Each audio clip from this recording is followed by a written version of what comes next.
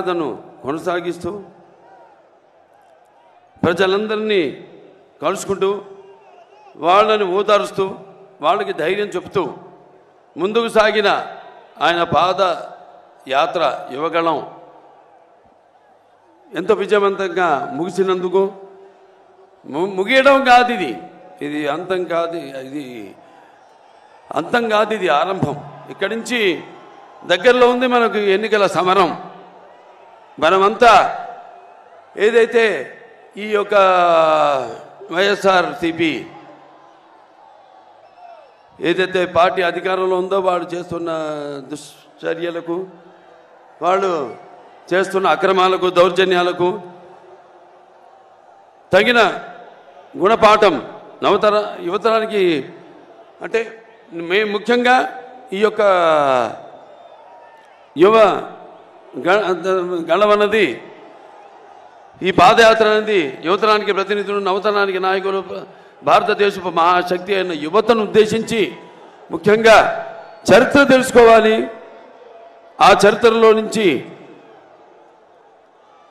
మనం ఎన్నో కఠిన సమస్యలను ఎలా ఎదుర్కొన్నాం, ఇంతకుముందు వాటినైనా పరిష్కరించుకున్నాం.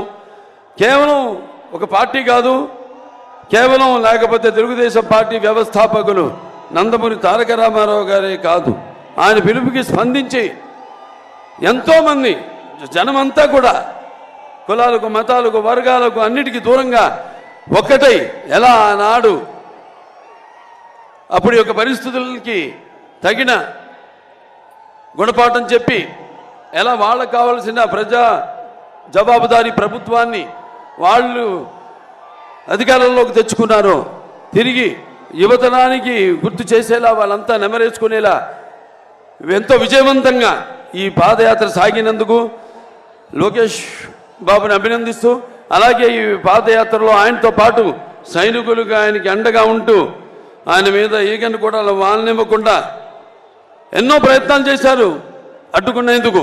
పాదయాత్రను చూసాం మనం, మైకులు లాక్కున్నారు, చివరకు కుర్చీ మీద నిలబడి మాట్లాడుతుంటే కుర్చీ కూడా లాగేసుకున్నారు.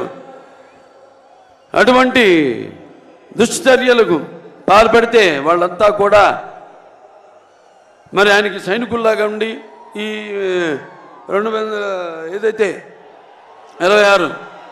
రోజులు ఆయనకు అండగా ఉన్నారు. వాళ్ళందరికీ సుశిక్షితులైన సైనికులందరూ కూడా నా అభినందనలు తెలియజేసుకుంటూ, మరి నేను ఇక్కడ అంటే సమాజమే దేవాలయం, ప్రజలే దేవుళ్ళు, అందులో నేను ఒక అర్చకుణ్ణి అని నినాదంతో ఆనాడు నందమూరి తారక రామారావు గారు తెలుగుదేశం పార్టీని స్థాపించడం జరిగింది.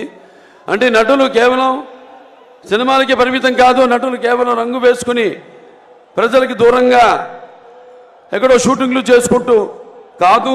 నేను వాళ్ళ సోదరుడు పవన్ కళ్యాణ్ని సినిమాల కంటే ఎక్కువ ఈ రోడ్ల మీద చూస్తున్నాను, సభల్లో చూస్తున్నాను. అంటే నేను చెప్పొచ్చేది ఏంటంటే సినిమాలే కాదు, మన ప్రతి ఆ సినిమాల ఫలితంగా మనకు వచ్చే ఆదరణ, అభిమానాన్ని నాన్నగారు ఎప్పుడు అంటుండేవారు, ఏ రుణం మనం పెట్టుకోకూడదని. అది రుణశేషం కావచ్చు, రుణశేషం కావచ్చు, అగ్నిశేషం కావచ్చు, శత్రుశేషం కావచ్చు. అలాగే నీళ్ళ శేషం కూడా ఆయన ఉంచుకోలేదు. చివరికి ఏ మద్రాసు నుంచి అయితే ఆయన వచ్చారో తిరిగి ఆ మద్రాసుకు తాగునీటిని కూడా తిరిగి ఇచ్చారు ఆయన. అటువంటి మరి ఈనాడు మీ రుణం తీర్చుకోవాల్సిన బాధ్యత కేవలం నటులుగానే కాదు, మేమిద్దరం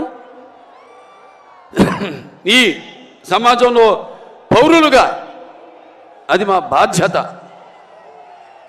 అని తెలియజేయడానికి మరి ఆనాడు సోదరుడు పవన్ కళ్యాణ్ గారు పార్టీని స్థాపించారు. జనసేన పార్టీని ఎన్నో ఏళ్ల క్రితం 2014 అప్పటి నుంచి కూడా ఆయన పోరాటం కొనసాగిస్తూనే ఉన్నారు.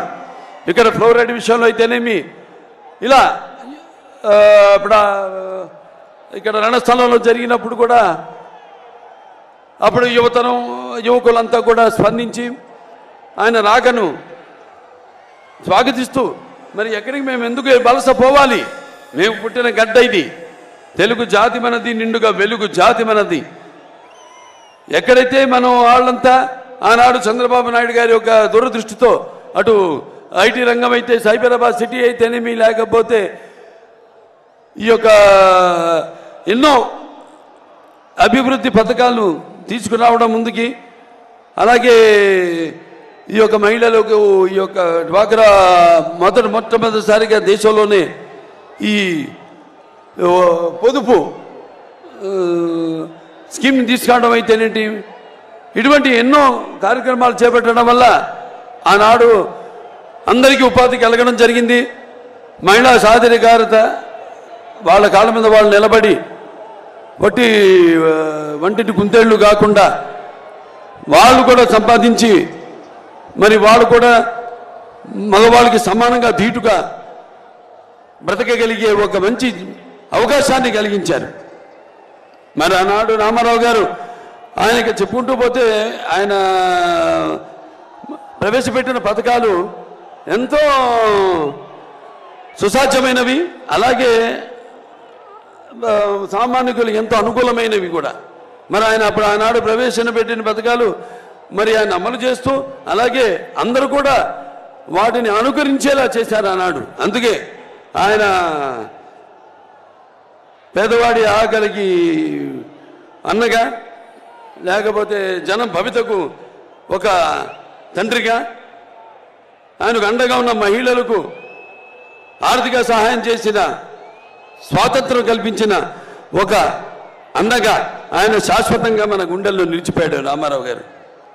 మరి అదే ఆయన బిడ్డ తెలుగుదేశం పార్టీని ఆయన తర్వాత ఆయన అడుగు జాడల్లో అదే క్రమశిక్షణతో పార్టీని ముందుకు తీసుకెళ్లారు నారా చంద్రబాబు నాయుడు గారు. మరి ప్రపంచ దేశాలకి ఒక విజన్కి ఆదర్శం నందమూరి నారా చంద్రబాబు నాయుడు గారు. ఇవాళ చూస్తున్నాం మనం రాష్ట్ర పరిస్థితి ఎంతో, అంటే ఈ ఒకటేమో ఒక సమర్థత లేని ప్రభుత్వం, ఒక చెత్త ప్రభుత్వం, ఒక రాజధాని లేని రాష్ట్రం, ఒక బాధుడు, ఇదేం కర్మ. మరి వైసీపీ అధికారంలోకి